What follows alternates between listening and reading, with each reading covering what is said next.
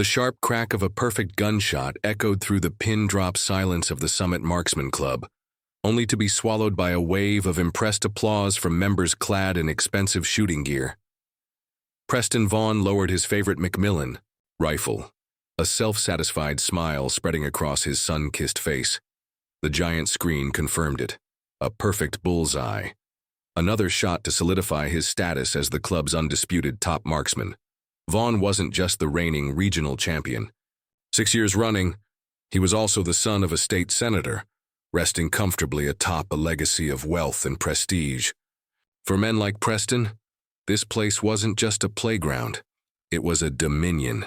And for those who didn't belong to that class, it was best not to trespass. If you've ever been judged by appearances, ever felt out of place in a world that wasn't made for you, maybe you should stay for the rest of the story. At the very entrance of Summit, Grace Taylor tightened her grip on the worn leather strap of her bag. Her plain navy blouse and faded gray jeans made her stand out, though not in the way anyone hoped to. Her hair was tied low and her sneakers were frayed at the heels. A few glances flicked her way from the reception desk, then quickly turned away. "Hi. I'd like to book a shooting session today," Grace said gently to the blonde receptionist, who was busy reapplying her lipstick in the mirror. The woman's eyes drifted from the bag to Grace's hand. No diamond ring, no designer. "Watch."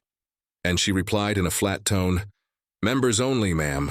Grace pulled out a neatly folded envelope. "I have an invitation. A friend gave me a day pass." The heavy thud of a loaded gun case hitting the floor brought the receptionist back to her desk. Preston Vaughn, having overheard the exchange, squinted toward the unfamiliar woman. A plain accountant with an old leather bag trying to get in here? He walked over, raising his voice intentionally. "Well, damn, did Walmart have a gun sale today?" Preston joked, his voice echoing through the grand lobby. Laughter bubbled up around him, amused, condescending. Grace lowered her head but didn't respond, walking quietly toward the beginner's range. Rebecca Lynn, the club manager, caught the remark and a flicker of disapproval flashed in her eyes, but she said nothing. At the farthest stall on the shooting line, Grace set her bag down and carefully unwrapped her gear. Not a $1,000 competition rifle, just a standard Glock 19, visibly aged with use. Preston and his friends gathered nearby, unwilling to miss the spectacle. "No way she even hits the board," one snickered. "She just here for fun?" Preston laughed. 10 grand says she's never even fired a gun." He strode forward, his face a mix of mockery and intrigue. "Sorry, you sure you're in the right place? This is a shooting club, not a knitting circle." Grace looked up. Her brown eyes didn't flinch. They were simply calm. "I'm just here." "To practice," she replied softly. Preston sneered. "Great. Then how about a little game? If you hit a bullseye at 50 yards and I'll give you $10,000. If not, you leave. And don't come back." Grace quietly looked down at her left hand, where a simple wedding ring still rested. She turned it gently, an unconscious habit. Then she nodded. All right. And everyone thought they were about to witness a comedy. They didn't know the performance about to unfold would silence the entire room. When Grace reached for the Glock, no one in the brightly lit room noticed the shift. Her shoulders squared, her breathing slowed and deepened, her steps light, like someone who had done this 1,000 times before. All they saw was a woman with an old gun. They didn't see the history behind every movement. They didn't know that the gesture of twisting her ring wasn't a sign of nervousness. It was a quiet summons from memory. 3 years earlier, beneath the gray sky of an early spring morning, Grace had stood in silence at Fort Logan National Cemetery, where the wind swept down from the Rocky Mountains like whispers from resting souls. The folded triangle of a flag lay in her arms, heavy as if it bore the weight of her heart. Ethan Rhodes, her husband, a sniper with SEAL Team 3, had just been buried after a mission no one was allowed to name. They called him Phantom, because his shots came as if from nowhere. He wasn't just the best soldier. He was the only man who ever made Grace feel seen, understood. They had met in a small cafe in Colorado Springs, while Ethan was visiting an injured teammate. At the time, Grace was just an accountant, a woman who lived with numbers and safe plans. That chance conversation lasted until nightfall, and 6 months later, they were married in a modest ceremony. No lavish gown, only a few of Ethan's teammates standing as witnesses. Their solemn faces more fitting for a ritual than a celebration. Life with a special operator was never easy. Ethan would disappear for weeks, sometimes months. Each time he returned, there were new scars, more silence in his eyes.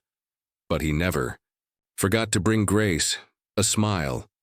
"I can't tell you everything," Ethan would say when she placed a hand on his face. "But there's one thing I can say. You are the only reason I want to come back." Once, after a knee injury during a high-stakes mission, Ethan was forced to stay home for over a month. During that time, he began teaching Grace how to shoot. Not for fun, but because he worried for her.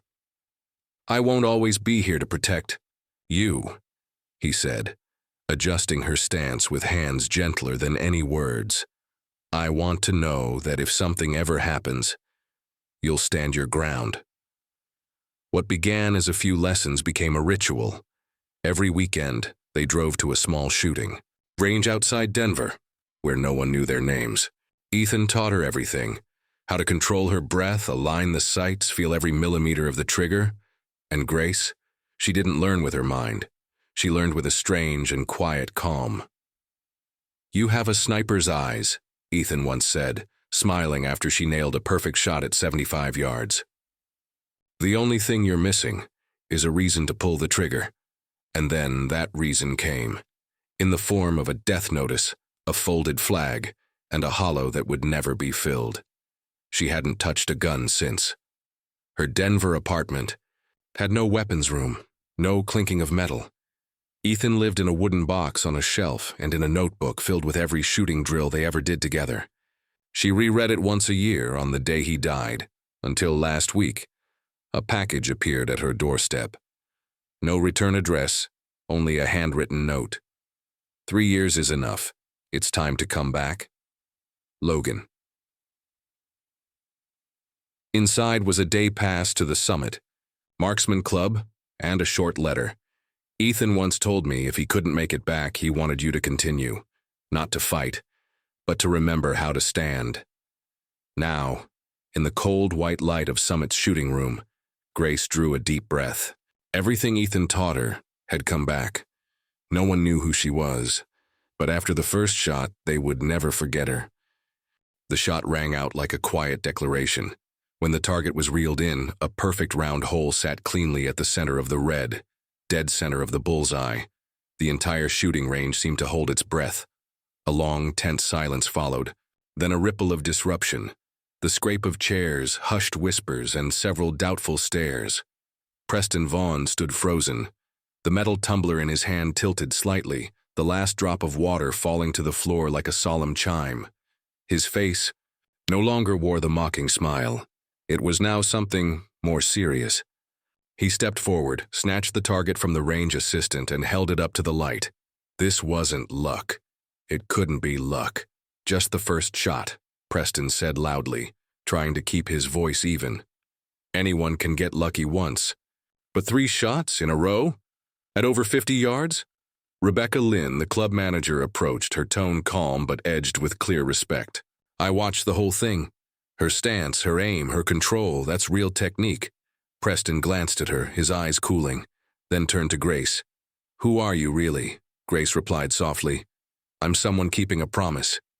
Let out a dry chuckle, then, as if struck by inspiration, clapped his hands 3 times, sharp and deliberate.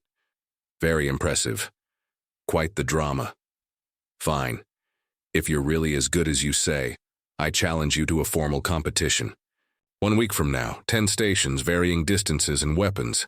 Public match, official judges. Winner takes $50,000. Loser is banned from Summit for life." Grace lifted her head. Part of her wanted to refuse. She hadn't come here seeking glory. But then Preston's gaze swept over her as though she were nothing more than a footnote in his legacy. And she knew. This wasn't just her battle anymore. "I accept," she said. "But if I win, the prize money will be donated entirely. To the American Veterans Support Fund. This time, the murmurs in the hall weren't mockery. They were disbelief. Preston nodded slowly, lips curving into a smile that didn't reach his eyes. Deal.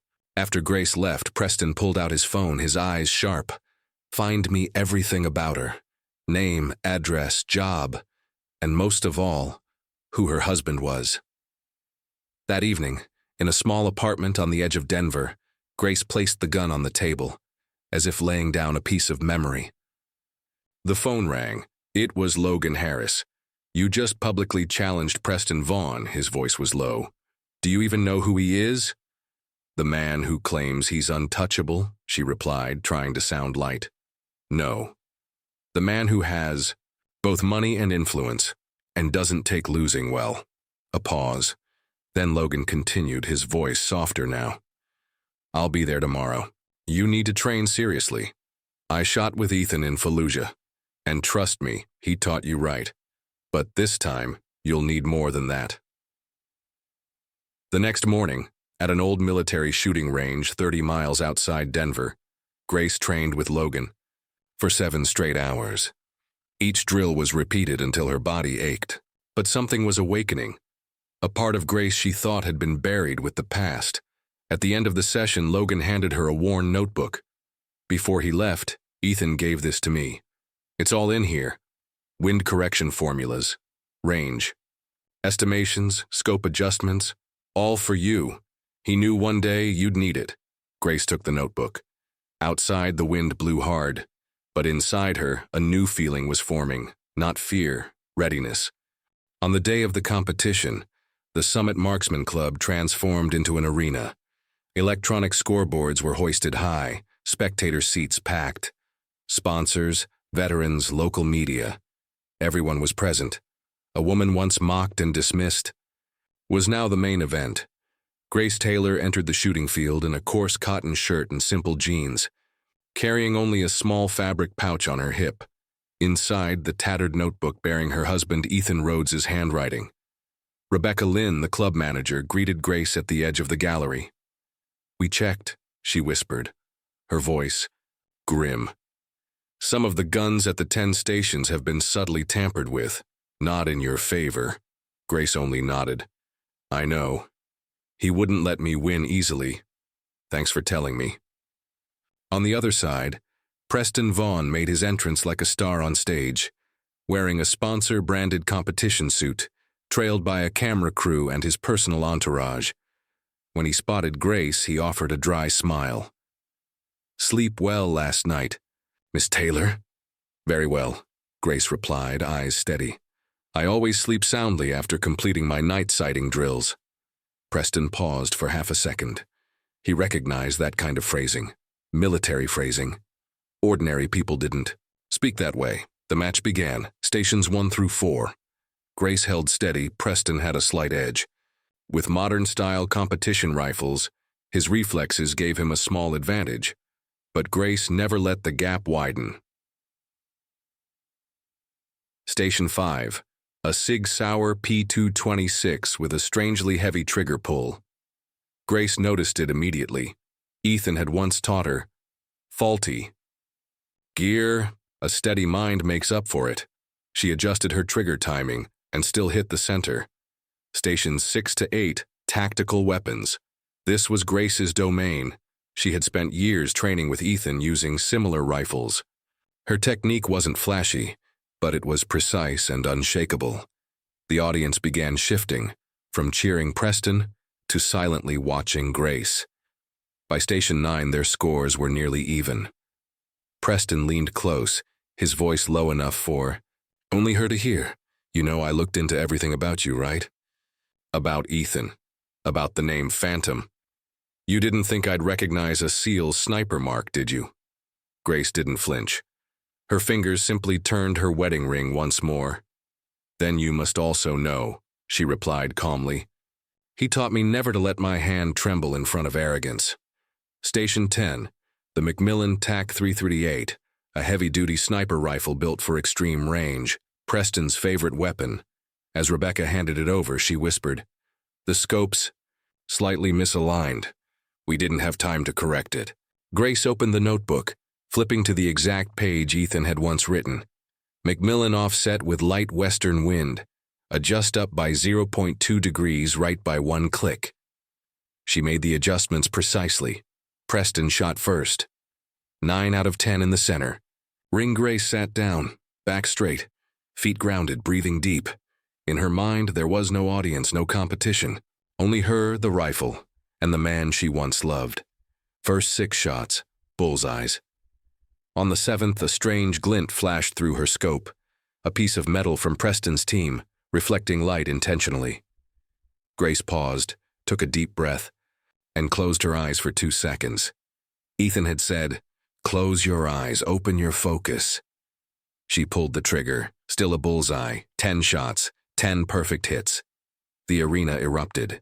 The crowd stood, clapping, cheering. Preston stood still. Rebecca held up the scoreboard. Grace Taylor, winner, $50,000 awarded to the Veterans Support Fund.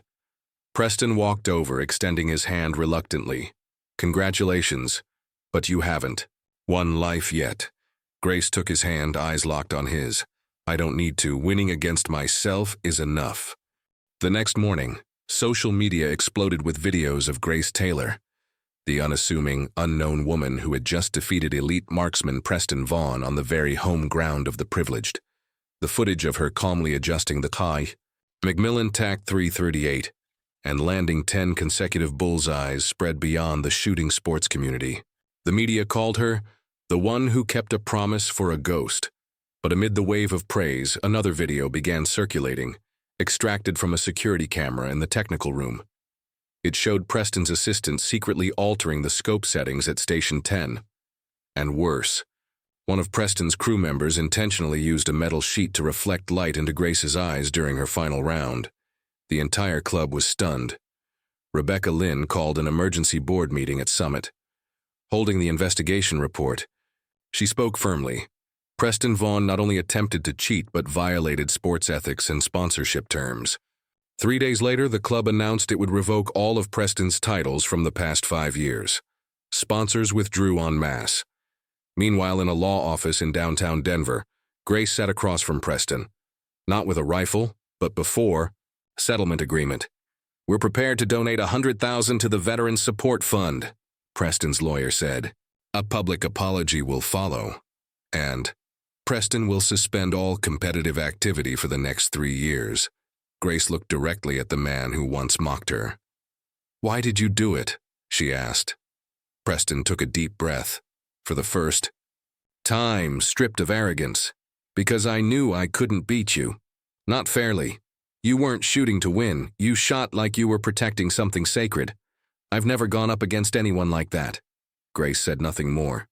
She stood, shook his hand briefly, and turned to leave. The rest was no longer her concern. A month later, the new training facility for the American Veterans Support Fund in Denver officially opened, partially funded by the man who once looked down on her. Grace Taylor wasn't a certified instructor. She had no medals. But on the first day of class, as 6 veterans, carrying both visible and invisible wounds, entered the range, she stood before them and spoke with a quiet, steady voice. "I'm not a warrior. I'm someone who learned to stand tall. After losing the person I loved most.